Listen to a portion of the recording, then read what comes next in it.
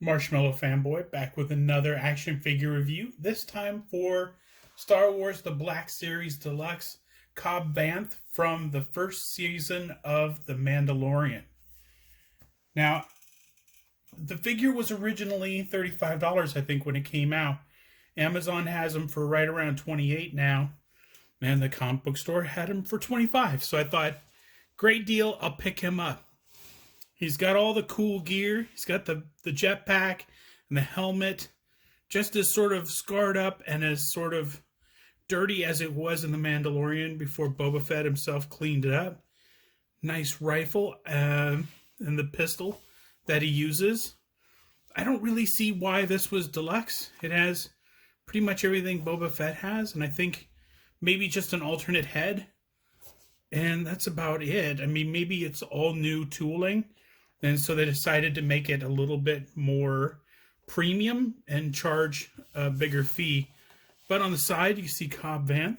I don't know if, because this is wide, if this fits with the other Mandalorian figures.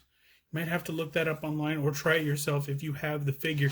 But he is number 18. And it gives you a little bit of information about him in English and in a bunch of other languages. So that's nice. So that is Cobb Vanth from the outside. Let's open him up and take a better look. Okay, now that we've got him out of the package, let's take a better look at Cobb Vanth from The Mandalorian Season 1 in the Boba Fett armor. First is all the good detailing. The armor's really dirty. The helmet's really dirty. The equipment, the knee pads, very dirty. The jetpack has a lot of kind of scarring and places where the paint is. It just looks like it's worn off. It looks like, not like you can wash that off. It looks like Boba Fett might have had to sort of repaint that backpack, which is fine. He does it. I think he has a cleaner version in Book of Boba Fett. So let's start with what I thought was an alternate head. It's not. It's an actual helmet, which is a nice touch, because you were going to need an extra helmet. I mean, or a helmet that goes on with Boba Fett's head in it, because we're getting more Book of Boba Fett, and we know what he looks like. He's allowed to take off his helmet. The visor goes down on this, so the rangefinder goes down on the helmet, just like any standard Boba Fett helmet, or a Mandalorian helmet rather, would do. He comes with a rifle. He doesn't hold well in his left hand. The left hand, I'm not sure what that's for.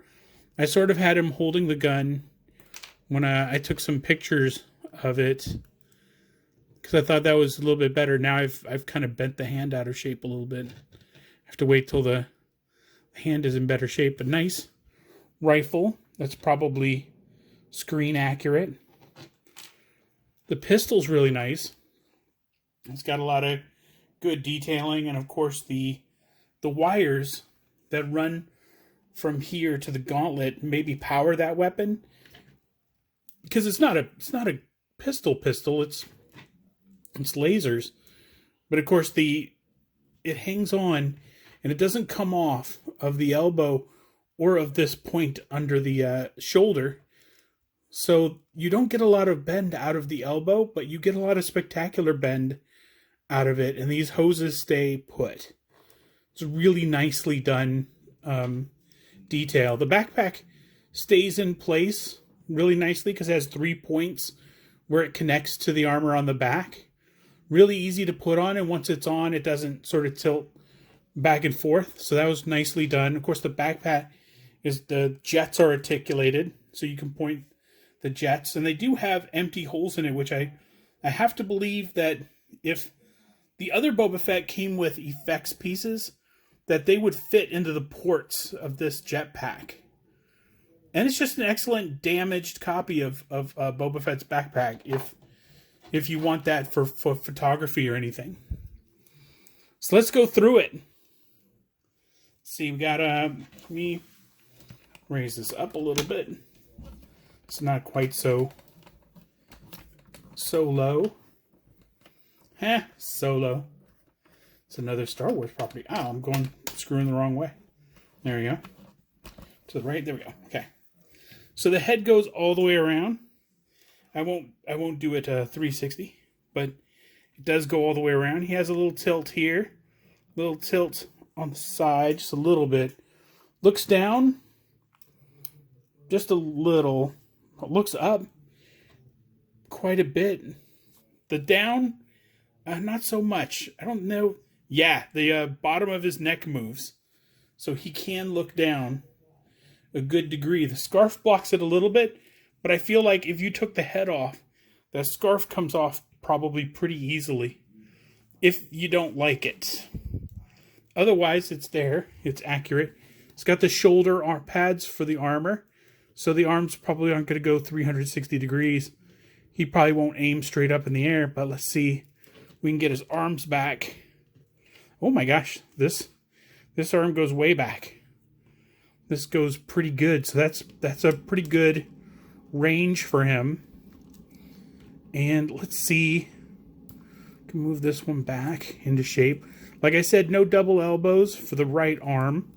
Let's see if we get double elbows on the other arm. No, but there is a really good degree of bend. It's past 90 degrees. And of course he has, let's see, he rotates right below the elbows. So that pad sort of swivels. His whole arm swivels, and then his hand swivels too, and his hand has a hinge, so he can articulate there. Let's see here, both sides. Yes. Well, that one is above the elbow. Let me see if he rotate. Oh yeah, he does rotate above the elbow on this side too. So he can be like this, and then do this, and then he can rotate a little bit and do that. So lots of articulation in the arm. Even if it's not a bicep swivel, he's still got that swivel in the elbow. So you get all the articulation there. He's got probably a joint below the rib cage to get this kind of articulation. And let's see, the waist. I can't turn the waist. So he probably turns all in that mid-torso joint. See, the holster is glued on somewhere. I don't think no, it sort of floats. But it's really secure. And like I said, the joint is here in the chest and not in the waist. So that doesn't bother articulation at all. And he's got the ball joint in the legs.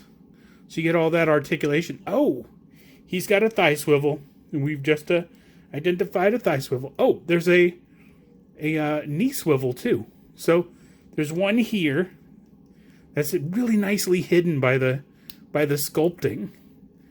Whoever did that is a genius, and the colors blend really nicely. So he does this, and then his knee has articulation, so he can, or has rotation, so he can do that. And his foot has the hinge and the. See if it swivels. Yes, it swivels back and forth. You got a little bit of a degree of. You can't see that. A degree that he can flex that. So that is nice too. So he's got a lot of articulation. He's got a lot of really nice pieces, really nice sculpting. This thing has to be sculpted completely brand new, like Saw Gerrera was for a review I did a few reviews back. But he's got a lot of really nice detail. I don't think I have a Timothy Oliphant figure. I don't think I have anything with his likeness. It's really exciting to get some of the actors who've played the characters and be able to add those actors to your collection is kind of thrilling. I did see him at Comic-Con one year, back when he was doing Dreamcatcher, and all the questions were for Jason Lee because he's been in all the Kevin Smith movies, and he got all of the. And Timothy Oliphant had only been in Gone in 60 Seconds at that point. And of course now he's been in everything. We've seen him in everything. So nicely done. This figure is awesome. I didn't want to pay $35 for him, and I didn't have to. At $25 is a nice price to get him at, and if you already own him, you're already enjoying him. But if you don't, I recommend him. He's an awesome figure. So until next time, enjoy your toys.